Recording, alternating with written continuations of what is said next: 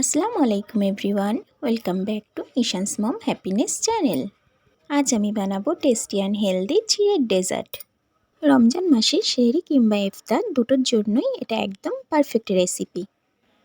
চিড়ের dessert বানানোর জন্য আমি এই ইনগ্রিডিয়েন্টসগুলোকে নিয়ে নিয়েছি। আমি বানানোর টাইমে সবগুলোকে আরও একবার দেখিয়ে দেব আর বলেও দেব। ফার্স্ট আমি চিড়ে নিয়ে নিয়েছি। চিড়েটাকে আমি খুব ভালোভাবে চালনির সাহায্যে চেলে নিয়ে নর্মাল পানিতে খুব ভালোভাবে ধুয়ে নিয়েছি।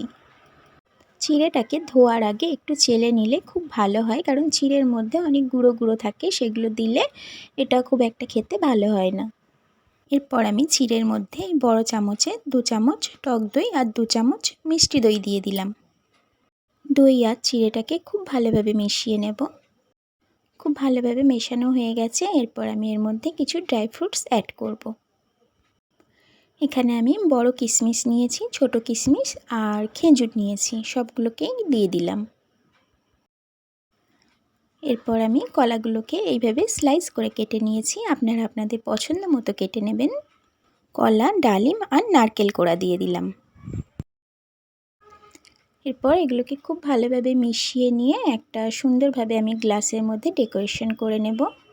প্রত্যেকটা গ্লাসের মধ্যে আমি হাফ করে চিড়ে মাখাটা দিয়ে দিয়েছি। তারপর মাঝখানে আমি একটু ডালিম দিয়ে লেয়ার করে নেব। আপনারা এখানে দই দিয়েও লেয়ার করতে পারেন, যে যার পছন্দ মতো ডেকোরেশন করে নেবেন। আর ডেকোরেশন না করলেও ওইভাবে জাস্ট মেখে বাটির মধ্যে করেও খাওয়া যায়, কিন্তু যে কোনো জিনিস দেখতে সুন্দর হলে সেটা খেতে একটু বেশিই ভালো লাগে। মাঝখানে ডালিমের লেয়ার দিয়ে তার উপর আবারও আমি চিড়ে মাখাটা দিয়ে দিয়েছি, আর উপর থেকে একটু আলমন্ড আর কিশমিশ দিয়ে ডেকোরেশন করে নিলাম। এরকম ধরনের আরও রেসিপি দেখতে চাইলে আমার চ্যানেলটাকে সাবস্ক্রাইব করে রেখে পাশে থাকা বেল আইকনটা প্রেস করে রাখতে পারেন। এতে করে যখনই কোনো নতুন ভিডিও আপলোড করব আপনার কাছে নোটিফিকেশান পৌঁছে যাবে। এটাকে আমি 1 ঘন্টা নর্মাল ফ্রিজে রেখেছিলাম। ইফতারের টাইমে ফ্রিজ থেকে বার করে নিয়েছি। আজকের রেসিপি কেমন লাগলো অবশ্যই কমেন্টে জানাবেন। রেসিপি ভালো লাগলে বন্ধু বা পরিবারের মধ্যে শেয়ার করতে পারেন। আল্লাহ হাফেজ।